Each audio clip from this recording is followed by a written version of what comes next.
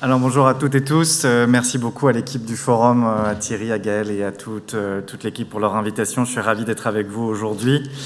On va parler plus exactement aujourd'hui des violences, du pouvoir et de l'architecture de la paix. On va beaucoup parler d'architecture aujourd'hui, non pas que j'ai une quelconque compétence en la matière, mais parce que c'est extrêmement important de comprendre que possiblement, un des enjeux de notre époque, c'est de regarder les violences avec lucidité. Et regarder les violences avec lucidité, c'est non seulement indispensable pour avancer vers un monde en paix, mais c'est aussi, si vous voulez, un geste volontaire.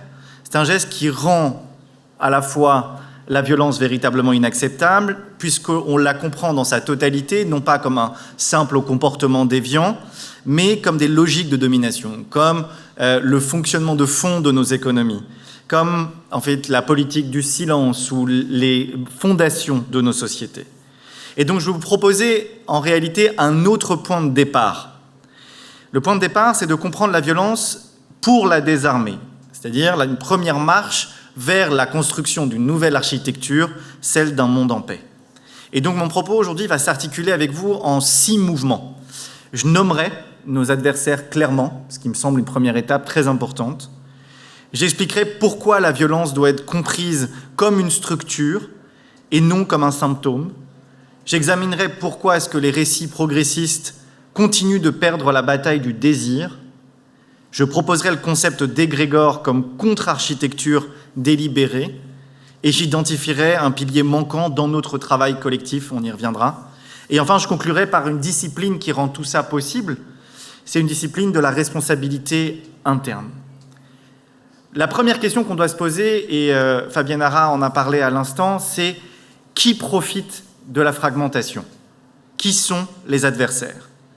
Et en fait, on se rend compte que la fragmentation qui nous entoure, ce tableau que Mme Hara vient de décrire, ce n'est pas un échec simplement de coordination, c'est un avantage compétitif délibérément cultivé, activement entretenu et extrêmement profitable pour un ensemble d'acteurs qui sont identifiables, que l'on connaît. Si nous voulons construire, en tout cas c'est ma conviction, les conditions d'un renouveau collectif, on doit être clair sur qui bénéficie de l'absence d'une alternative organisée. On doit nommer nos adversaires. Qui détient le pouvoir ? Quels en sont les déterminants à l'ère de l'Anthropocène ? C'est aussi une nouvelle ère. La possession des ressources, eau, agriculture, réserves fossiles et minérales, les infrastructures critiques, terrestres, spatiales, sous-marines, une capacité coercitive, militaire, financière, technologique, normative, pour imposer la vulnérabilité et maintenir les dépendances. Et enfin, l'autre grand pilier de la puissance dans l'ère dans laquelle nous vivons, c'est l'attractivité des projections et des récits qui sont mis en avant. Ce que je suis en train de vous dire, en fait, en quelques mots, c'est qu'on n'est pas dans une crise écologique, on n'est pas dans une crise sociale, on n'est pas dans une crise civique, on est dans une crise civilisationnelle. On est effectivement, je vous rejoins, dans une nouvelle ère à ce niveau. Et qu'est-ce qui se joue ici ? Dans le tableau que je vous ai décrit en quelques mots, qui sont les grands acteurs qui détiennent les véritables leviers de la puissance ? Il y en a 4 catégories, on va aller très vite, et elles ne sont pas toujours alignées entre elles. Elles sont, encore une fois, souvent en concurrence. Ce qui est très intéressant, en revanche, c'est qu'on les retrouve dans les 4 grands centres de pouvoir, quand on y réfléchit. Regardez maintenant avec moi, imaginez-vous, vous les avez devant vous, ils sont là, Trump, Xi Jinping, Erdogan et Poutine. On les accueille, on les appelle... sur les personnes qui les entourent, d'accord ? Vous avez autour d'eux 4 types d'acteurs. 1, vous avez des acteurs religieux prosélytes. Est-ce qu'on est d'accord sur ça ? Vous avez des acteurs néo-évangélistes, qui ont représenté notamment par l'administration américaine par Marco Rubio. Vous avez des acteurs ultra-orthodoxes, autour de Poutine, extrêmement puissants. Des acteurs frères musulmans, côté d'Erdogan. Vous avez une deuxième type d'acteurs. Vous avez les acteurs du business. Les acteurs business avec une particularité, les acteurs de la tech. D'accord ? Vous avez les oligarques autour de Poutine. Vous avez les princes rouges autour de Xi Jinping. Vous avez les représentants du business et de la tech, évidemment, autour de Donald Trump, notamment représentés par J.D. Vance, mais aussi par Scott Bessent et d'autres. Vous avez enfin un troisième type d'acteurs qu'on va retrouver, qui sont les acteurs idéologico-politiques, notamment les acteurs ici néofascistes. Vous avez, c'est très peu connu mais extrêmement important, des milices néo-nazis, plus d'1 million de membres en Russie qui tiennent en réalité l'architecture de sécurité intérieure du pays. Vous avez les loups gris, qui sont ces milices ultranationalistes qui servent pour toutes les basses œuvres du régime turc qui entoure Erdogan. Et vous avez enfin, évidemment, tout le pan néofasciste représenté par Steve Bannon, entre autres, autour de Donald Trump. De la même manière, vous avez les triades et vous avez un certain nombre d'acteurs ultranationalistes autour de Xi Jinping. La même architecture de pouvoir, et c'est très très loin d'être un hasard. Vous avez donc compris qu'on retrouve ces 4 acteurs. Je vais les résumer rapidement pour qu'on les ait tous et tous bien en tête. Le premier, ce sont les élites économiques extractives et qui bénéficient de manière, encore une fois, évidemment structurelle, puisqu'ils l'alimentent, aussi de la violence qui se situe au cœur de nos économies. C'est une des structures majeures. Pourquoi? C'est qu'en réalité, on pourra l'occasion d'y revenir si vous le souhaitez post-conférence, la violence est ce qui rend compétitif aujourd'hui. Ça veut dire quoi, ça? Ça veut dire que être capable d'exercer de la violence sur les coûts du travail, c'est-à-dire ne pas payer ses employés ou mal les payer, les exploiter, utiliser des produits volontairement dangereux pour nos consommateurs, ne pas régler un certain nombre de problèmes en bout de chaîne, c'est-à-dire les déchets, par exemple, de nos productions, c'est ce qui va rendre un produit à prix attractif. Et donc, vous voyez, la violence devient un élément central de nos économies.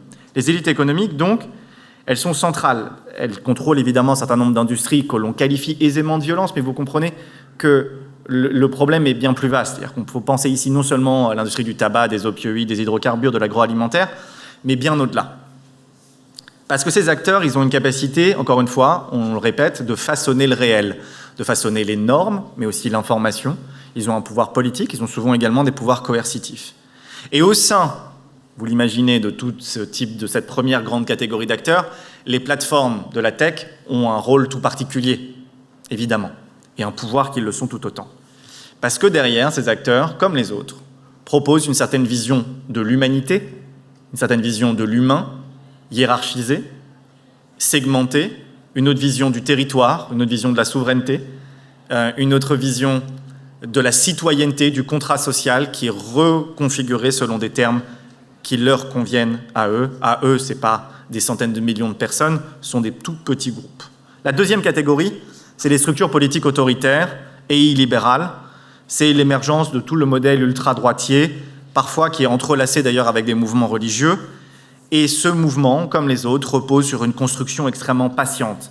Plusieurs décennies d'action, d'élites idéologiques formées, de médias parallèles créés, de services sociaux alternatifs offerts et de réseaux économiques alignés.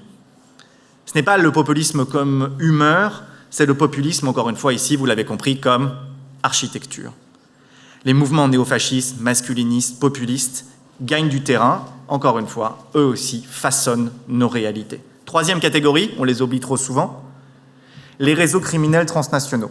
Ce pas des gangsters en marge de la société légitime, des acteurs qui sont profondément intégrés dans nos sociétés. Il faut juste imaginer que 80% de l'agroalimentaire en Italie a des liens plus ou moins directs avec le secteur mafieux. Ce qu'on mange en Europe a des liens avec le crime organisé. Les déchets industriels allemands sont très proches, et c'est ce qui fait une grande partie de la compétitivité allemande dont on aime parler, vient en partie de ça. Nos systèmes financiers mondiaux ont été réalimentés par du cash qui venait de sources illicites lors des 3, 4, 5 dernières crises qui l'ont frappé. Un petit chiffre, est-ce que ça vous dit quelque chose? Le procureur européen, le procureur de l'Union européenne, EPPO, ça vous parle? Ça parle à quelqu'un? Je vous invite à regarder. Ils ont regardé le PPO, ils ont été créés il y a quelques années, parce qu'il y a eu quelques petits scandales au niveau de l'Union européenne autour de la gestion de son budget. Vous savez ce que ça représente, le budget de l'Union européenne? C'est 800 milliards à peu près sur quelques années. Le PPO, et vous imaginez que c'est vraiment le top de l'iceberg, d'accord? En cours, je dis bien en cours, là, maintenant, enquête sur 67 milliards de détournements sur le budget européen. D'accord? Ils ont plusieurs milliers d'enquêtes en cours à travers l'Europe.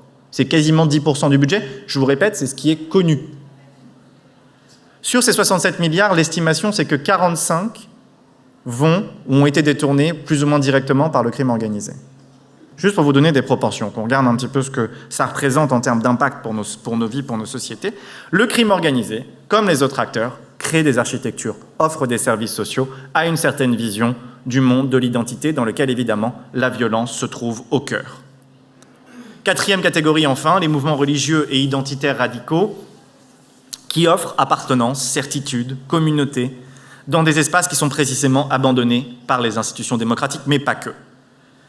Ce sont des mouvements néo-hindouistes aussi, il ne faut pas les oublier, surtout pas, mouvements salafistes, évangélistes, qui progressent à travers les mêmes piliers qu'on a évoqués, formation idéologique, contrôle des médias, capture territoriale, espace de socialisation et écosystème économique parallèle. Ils ont construit sur des décennies, des architectures.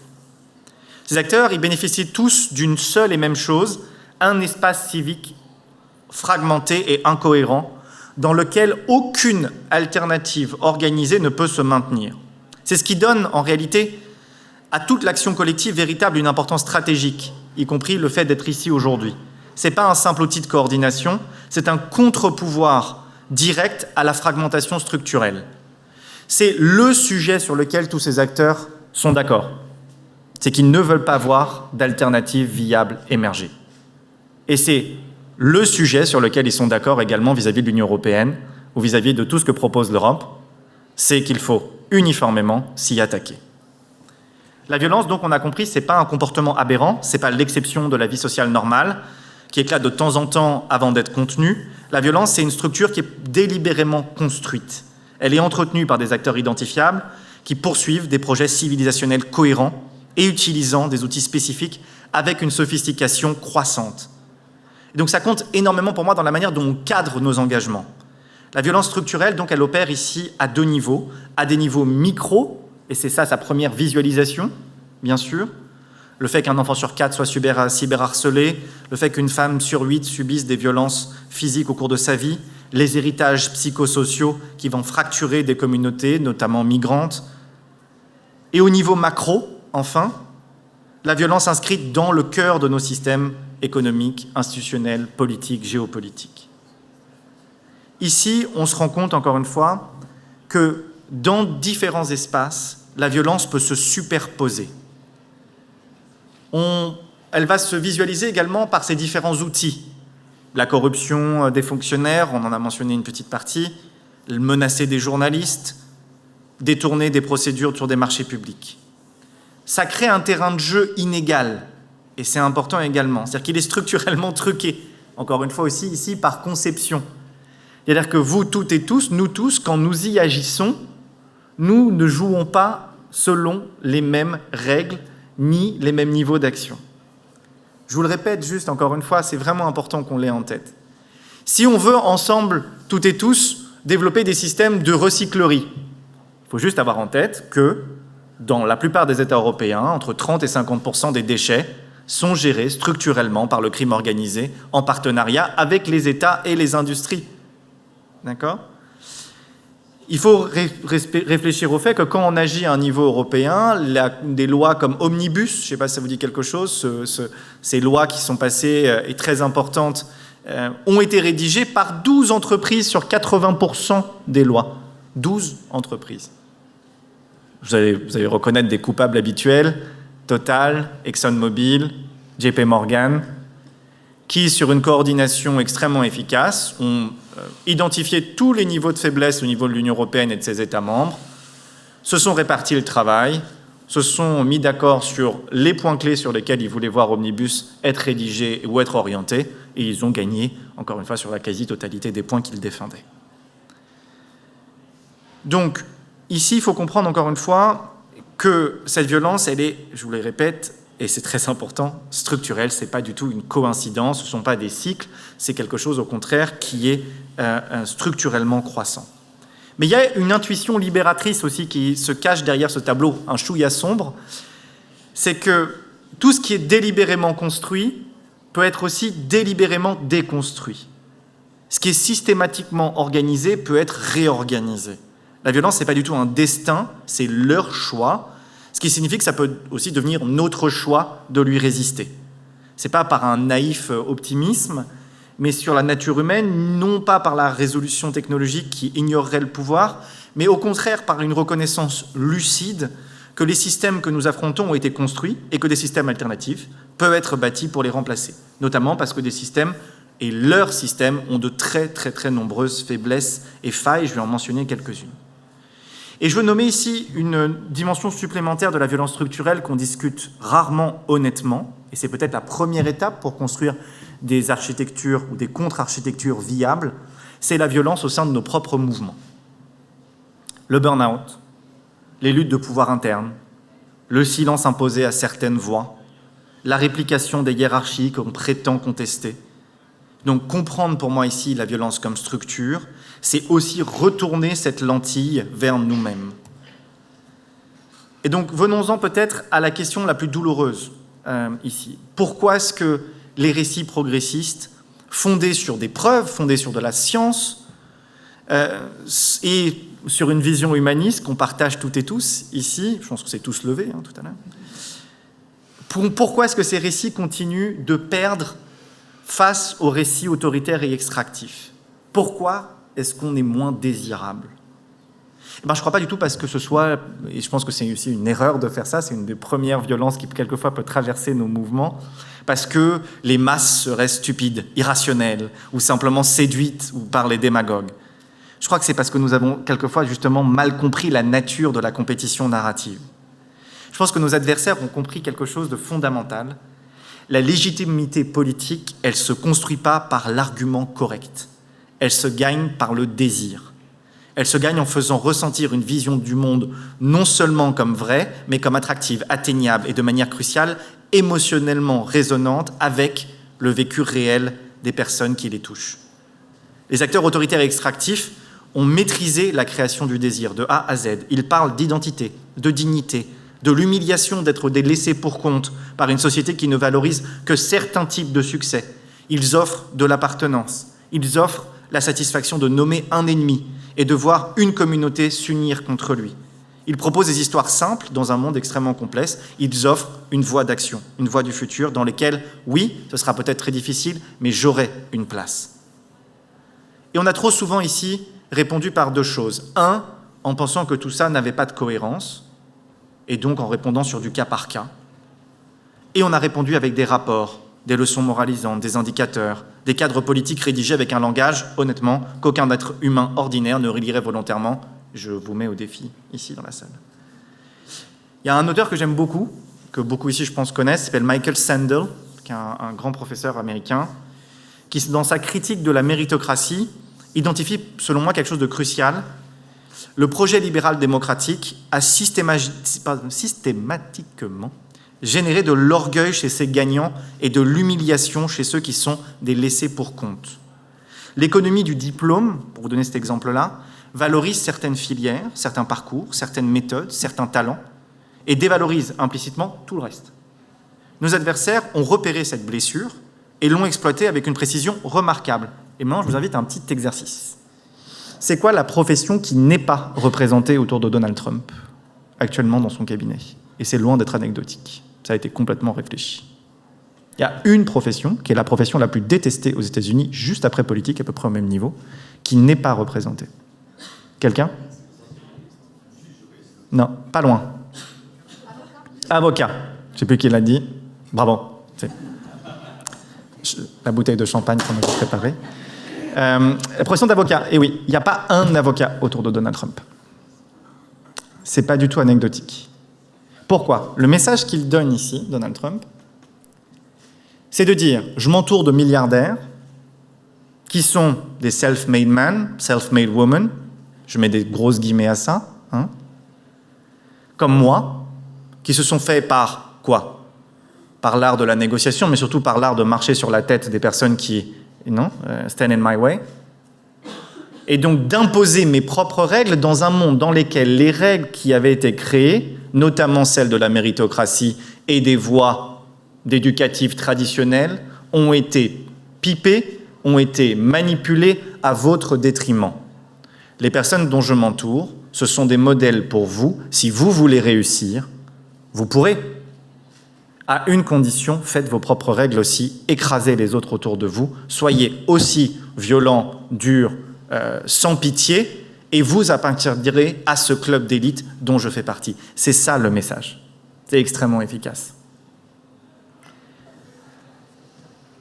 Je veux résister ici à la tentation qui serait trop simple de dire « il nous faut une meilleure communication ». C'est nécessaire, mais c'est dramatiquement insuffisant. On a investi des milliards et des milliards d'euros sur des campagnes de sensibilisation en tout genre, sans effet notoire aucun, et on devrait donc être capable de prendre cet enseignement. Le problème, donc, il est beaucoup plus profond, et c'est ce que, encore une fois, nos adversaires ici ont compris aussi. Quand je parle de nos adversaires ici, vous comprenez bien que je ne dis pas ça avec une admiration béate, mais je vous dis juste que s'ils sont devant, et s'ils ont un peu un train d'avance sur nous, il va falloir qu'on comprenne aussi pourquoi, avec honnêteté. Et l'autre chose, c'est qu'ils ont colonisé, et je n'emploie pas volontairement ce mot, parce que c'est comme ça qu'ils le conçoivent, des concepts fondateurs autour de nos sociétés, liberté, égalité, souveraineté, dignité, territoire. Ce ne sont pas des mots de droite, ce ne sont pas d'ailleurs non plus des mots de gauche. C'est l'héritage partagé de nos civilisations. Et ces mots, ils ont été conquis. Ça, c'est un très gros problème. Et donc la tâche, pour nous, elle n'est peut-être pas d'inventer des nouveaux concepts ou un nouveau langage. La tâche, elle est peut-être justement d'aller récupérer ces concepts fondateurs des mains d'acteurs qui les ont détournés de leur sens originel et de rendre la dignité, la coopération, la sollicitude collective désirable, incarnée et non seulement éthiquement recommandable. Et il y a ici une distinction pratique très importante. Les transformations sociales, civiques, écologiques, elles ne peuvent pas être présentées comme un sacrifice unique, comme une restriction, une obligation morale. Elles doivent être présentées, à mon sens, comme des fenêtres de possibilités, comme souveraineté, comme valeur sociale, comme appartenance, comme un modèle différent et attrayant de ce qu'est une bonne vie, une nouvelle éthique. Un mouvement pour un modèle de société qui respecte ici la dignité humaine et les limites planétaires, par essence, une vision qui appartient au monde entier, et pas seulement à l'Europe ou à l'Occident d'ailleurs. Ce qui pourrait devenir en fait un levier stratégique de puissance dans un ordre géopolitique où l'Europe en manque cruellement. Ici, le concept d'égrégore, que je vais vous développer juste après, c'est une idée, parmi d'autres, d'une manière concrète de voir comment est-ce qu'on peut rendre ça pratique. Dans son sens originel, ce concept d'égrégore, ça désigne une forme pensée née de l'intention convergente vers des objectifs partagés. C'est une entité collective qui prend vie et force au-delà des individus qui la composent. Les acteurs de violence, ils ont construit des égrégores, justement, extraordinairement puissants. L'égrégore illibéral, la force collective qui cimente une vision de la civilisation, elle repose sur quoi? La hiérarchie, la pureté, je mets des guillemets bien sûr à ça, la souveraineté comprise comme exclusion, la violence comme marqueur de force et d'identité positive. Et cet égrégore, il a été construit, encore une fois, méthodiquement, d'énormes investissements, mais il rebute de très nombreuses personnes à travers le monde, qui l'excluent naturellement. Et ici, on ne doit pas réagir, à mon sens, de manière défensive, mais encore une fois, avec une intentionnalité comparable, et donc dans la construction nous-mêmes d'égrégores, et de regarder avec la même honnêteté ce qui les empêche d'émerger. Comment faire pour faire émerger des égrégores, justement, incarnants et puissants avec des acteurs de terrain épuisés, pressurisés comme des citrons à l'aune des priorités institutionnelles de leurs bailleurs? Comment, alors qu'on doit survivre tous les 6 mois en faisant des appels d'offres, rendre ici la coopération possible, alors qu'en réalité, tout le système de financement des acteurs de terrain repose sur la différenciation et sur la communication stratégique, et souvent les égos. Voilà ce que je veux proposer ici. Donc, un égrégore, c'est une force collective constructive. C'est un égrégore transformateur dans le sens qu'il dépasse le simple réseau. C'est une histoire partagée sur ce qu'est le monde et sur ce qu'il pourrait être.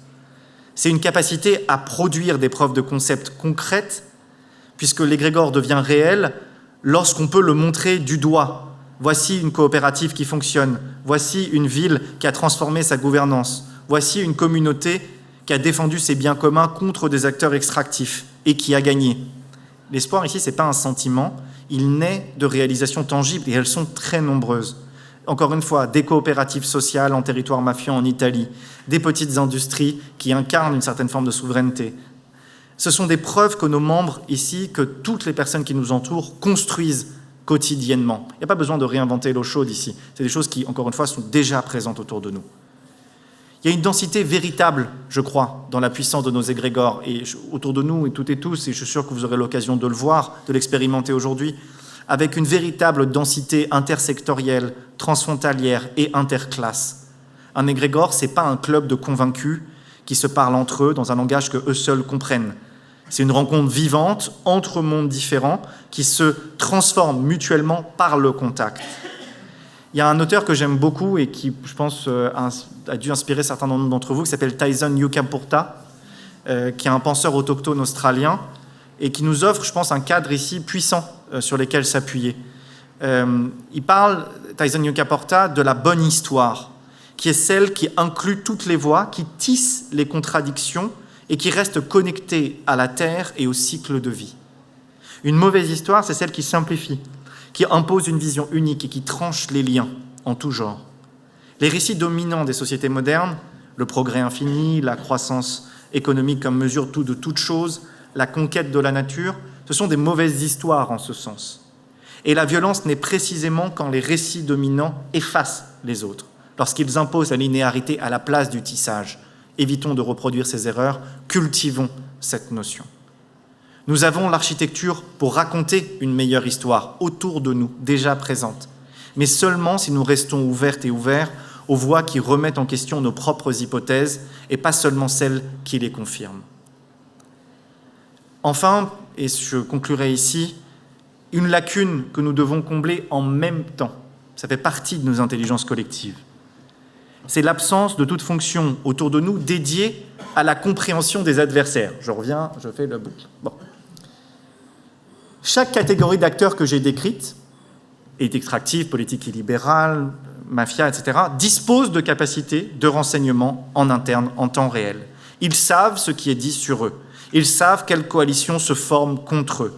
Ils ont la capacité d'alerte précoce, d'opération narrative, de contre-attaque, d'anticipation stratégique. Nous n'en disposons pas. Et cette asymétrie, elle a des coûts terribles. Je vais vous donner 2 exemples qui, j'espère, vont vous parler. Les COP. Les COP. Extraordinaire. On s'est dit quand on a créé les COP ou les grandes organisations, grandes conférences sur le climat, même chose, sur les océans ou autres, que nos adversaires ne prendraient pas ça comme un danger pour leurs propres intérêts, qu'ils nous laisseraient faire tranquillement. Et donc, on a créé un statut pour y participer, qui était celui qu'il fallait être une association. Très bien. Et vous avez dit non, ils ne vont pas essayer peut-être de créer des choses pour contourner la règle. Donc, on ne va pas mettre en place un système de filtrage des membres présents. Hein ? Qu'est-ce qu'ont fait toutes les industries extractives de la planète ? Ils ont créé des centaines d'associations. Et ils ont swarm the place. Et donc, ils se sont retrouvés à 3 contre 1. Donc, vous aviez, dans les dernières COP, qui se tenaient à Bakou, à Dubaï, des grands États écologistes, des acteurs qui se trouvaient être en majorité des acteurs de violence et non pas des acteurs qui représentaient là. Ce n'était pas un problème, encore une fois, d'intentionnalité de départ, c'était un problème d'architecture. Et donc, face à ça, je vais vous proposer donc une lucidité un peu différente pour que face aux violences devienne, encore une fois, cette lucidité une fonction explicite au sein de nos dispositifs collectifs. Ce n'est pas de la surveillance, ce n'est pas de la paranoïa, c'est pour moi maintenant, dans cette nouvelle ère qui nous entoure, une exigence professionnelle minimale pour opérer dans cet environnement complexe et contexté. J'aimerais ici qu'on comprenne que cette fonction, c'est aussi une base de preuve pour le plaidoyer. C'est un témoignage beaucoup plus puissant dans n'importe quelle action collective, dans le plaidoyer parlementaire ou dans les médias. Ça nous permet, donc, encore une fois, ces cas documentés, ces acteurs nommés, ces flux financiers traçables, ce préjudice démontrable, c'est un recueil systématique qui permet cela. Comprendre comment les récits adverses sont construits, distribués et amplifiés nous permet de les déconstruire avec précision plutôt qu'avec une indignation généralisée. Comprendre pourquoi ils attirent sans caricaturer et en regardant nos contradictions avec honnêteté. Cette conscience stratégique, c'est un écosystème qui comprend les paysages des menaces pour faire de meilleurs choix sur les secteurs à privilégier, sur les alliances à construire, sur les cadres juridiques à fortifier. Par exemple, au regard des rapports de force actuels, moi je ne privilégierai pas nécessairement les COP, vous l'avez compris. Peut-être plutôt l'enjeu de la gouvernance, de l'anticorruption, du récit. En face, on a des sociétés, encore une fois, qui sont absolutistes, qui sont eugénistes, qui sont pyramidales, qui laissent tellement de monde de côté. Et elles sont contradictoires, elles sont insupportablement ternes. Et c'est là que réside leur faiblesse. On est en capacité de proposer un autre récit. Travaillons sur nos disciplines intérieures, sur, encore une fois, lutter contre l'endogamie, sur évitons, encore une fois, ce piège dont j'en ai parlé. Construisons de véritables rencontres à travers ça. Ayons cette discipline éthique et dépassant, encore une fois, les égos au service d'une cause supérieure. En conclusion, j'aimerais donc vous dire qu'à mon sens, on doit passer de la survie à l'architecture de la paix. Pourquoi perdons-nous ? La réponse, je pense que je vous l'ai montré, c'est pas le manque de bonne foi, c'est pas le manque d'intention, c'est parce qu'on a mené une guerre structurelle avec une conscience structurelle insuffisante. On a opposé des principes au pouvoir, ce qui est nécessaire mais ce qui est insuffisant. On a construit des réseaux pendant que nos adversaires bâtissaient des architectures. La construction d'un monde en paix exige précisément cela, une architecture, pas un autre réseau, pas une autre coalition, une infrastructure intégrée avec une réelle solidité, capable de connecter la pratique à la politique, de traduire les valeurs en pouvoir institutionnel, de soutenir un travail sur l'échelle temporelle aussi bien que sur la transformation réelle de nos environnements. Une architecture, elle a besoin de fondation, et la fondation que j'ai plaidée aujourd'hui, c'est celle de la lucidité de nommer nos adversaires, de comprendre la violence comme structure, telle qu'elle est, de récupérer plutôt que de réinventer nos concepts fondateurs, de construire des égrégores délibérément plutôt que d'espérer que l'émergence se produise, d'investir dans la compréhension du paysage des menaces et de nous tenir nous-mêmes responsables selon les mêmes normes que nous exigeons des autres. Les acteurs de violence que nous affrontons ont démontré de manière constante et sur des décennies, voire sur des siècles, quelque chose que nous devons prendre au sérieux, la patience. Ils jouent sur le long terme. La construction d'infrastructures politiques et libérales, la capture des environnements réglementaires, la colonisation du langage progressiste, ce sont des projets pluridécennaux menés avec une remarquable cohérence. Défendre la démocratie, ça a été dit, défendre la dignité, défendre les biens communs écologiques et sociaux, exige autant de ceux qui croient qu'une autre organisation du monde est possible. On a le potentiel d'être spéciaux exactement en ce sens, car une architecture de solidarité délibérée, disciplinée et ancrée dans l'éthique est capable de modifier le rapport de force. Des îles de coopération, de solidarité et d'imagination au sein d'une violence structurelle. Ces îles peuvent grandir, se connecter, devenir des archipels de résistance et des continents de possibilités. La violence que nous affrontons, ce n'est pas un destin, c'est un choix, leur choix, et il peut devenir notre choix de lui résister. Merci.